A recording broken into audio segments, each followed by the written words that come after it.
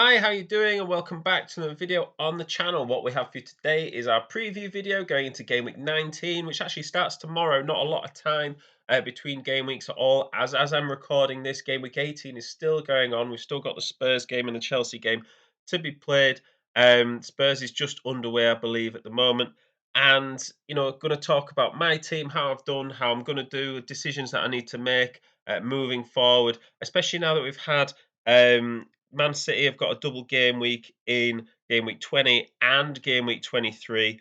They're playing Man United and Spurs, and then in 23 they're playing Aston Villa and Arsenal. So that is something to contend with decision making. And Arsenal have also got their double game week in 23 where they play Brentford and Man City.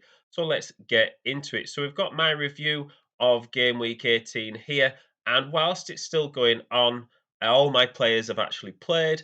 And it was a pretty mixed bag, to be honest. I'm quite happy with my rank. I'm really happy with Kyle Walker not coming on at all because it means I've got Dan Burn to come into the team.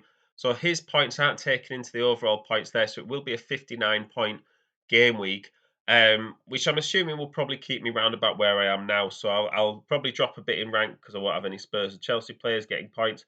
But when Dan Burn comes back in, I'll get his points into my overall total. So I'll probably stay roughly where we are. Great week for the defence. Started with Ward getting 3 points. He was actually one save off getting another save point. He made 5 saves in his game, which would have given me 4 points for him, which I'd absolutely take at any day of the week. And clean sheets across the board for the defence. And Saka scored after 2 minutes. I was absolutely buzzing. But then Odegaard and Martinelli got a goal and assist each, and Saka got his assist chalked off. So that was a bit disappointing, but I still, really like having Saka in my team. Haaland scored. Obviously, Man City didn't get the result, but you always captain Haaland. Unless you're going to captain someone on a double game week, which we did speak about in our wildcard video. So have a look at that if you've not checked out already. We do talk about whether you captain Haaland or a double game week player in that video. On to the fixtures. So the fixtures are obviously it's double game week, and whilst there's not much turnaround in game weeks between 18 and 19, this game week 19 is quite spread out a bit because you've got the FA Cup next weekend. So that Chelsea Fulham game kind of spreads it out quite a lot. Who would you captain in this? I mean, I wouldn't captain someone on a double game week this week. I don't really think the fixtures are that good for someone like Chelsea. Maybe you might want to captain Mitrovic, but then he is also on a yellow card, which I don't really see as too much of a problem. But would you rather captain Mitrovic or Haaland? Well, you would obviously rather captain Haaland, even against Chelsea, where I think you're probably going to hear a lot of people say, "Oh, this is the week you don't captain Haaland." You probably do still captain Haaland. Um, yeah, if it's played out of fear, it is what it is, as in case you don't want to drop rank. But he is someone that is scoring really regularly, and Chelsea aren't necessarily playing the best football, and they've got quite a few injuries knocking about as well, so they're inconsistent form. I would say this week you still do captain Haaland. Maybe an absolute push. You might want to captain Rashford at home to Bournemouth. I think that's maybe a good option as well, rather than captaining a double game week player. But I know people do sort of live and die by if there's a double game week, you captain one of those players. So moving on to my team, starting with Ward in goal, I'm more than happy to keep him going. Fulham at home is a reasonable fixture, I think. Obviously, Fulham score goals, but Leicester, they have got the potential to keep clean sheets. They showed it before the World Cup. In the defence, I'm okay with it. Kyle Walker's not been playing, but he's only 4.8 million. He's played almost as much as Cancelo, which is nothing. Um, but Cancelo's like 2.5 million more expensive. So I'm more than happy to keep Kyle Walker, and I'm assuming once he's up to speed, he will be playing in that Man City team. I think the fact that they've drawn and they've conceded in both the games up till this point after the World Cup will mean that he should be coming back in anyway, just to shore up that defence. Uh, got Trippier, Arsenal away. Not a great fixture for Arsenal or Newcastle, I think, this game week. I think he's someone that you obviously have to have in, but I'm not anticipating a clean sheet points, maybe an assist point, but I'm not banking on that. And then Luke Shaw at home to Bournemouth. Man United just kept 2 clean sheets. I would absolutely expect them to keep another clean sheet as well. Into the midfield, and I have got a double game week player in here already in Andreas.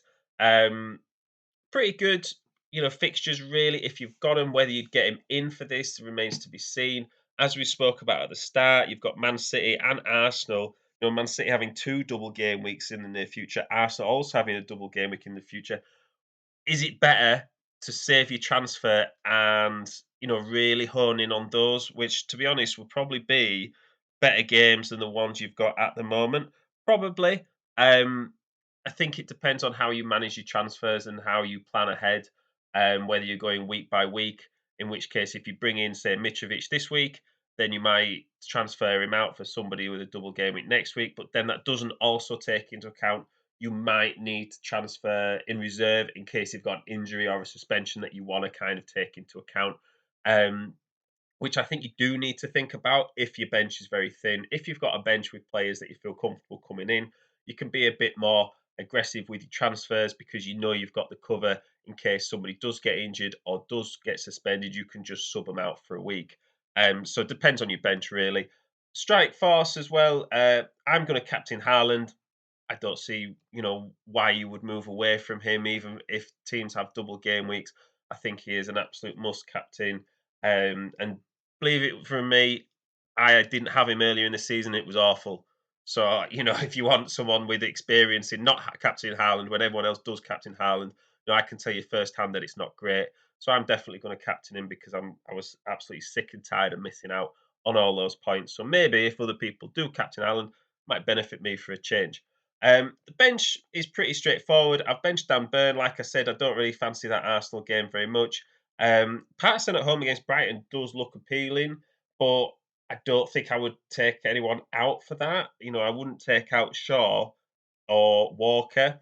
Um, Hopefully, if Walker's on the bench again, he doesn't play at all, and then Patterson can come in with no doubt a clean sheet points and get some points there. But yeah, in terms of transfer, I'm thinking of rolling it for this game week. I don't really think I want any more double game week players in. I think this double game week is quite overrated um, as it stands, and I think because I used my transfer last week to get Trippier in for Reece James. I actually only have one transfer to go. Think if you had 2 transfers and you want to lose one, then obviously you get a double game week player in. But if you've just got one transfer, I think I'm going to roll it and then plan ahead for these double game weeks that are coming up in the near future. So if you're new to the channel, please do like and subscribe. Let me know what you think about my team. Am I missing a trick with captaining Haaland? Would you captain a double game week player or would you stick with Haaland? And should I use my one transfer in getting someone else in? And if that is the case, who would you take out? Anyway, thank you very much for listening. Good luck with your game week. Please don't forget the deadline tomorrow. And I will see you in the next one.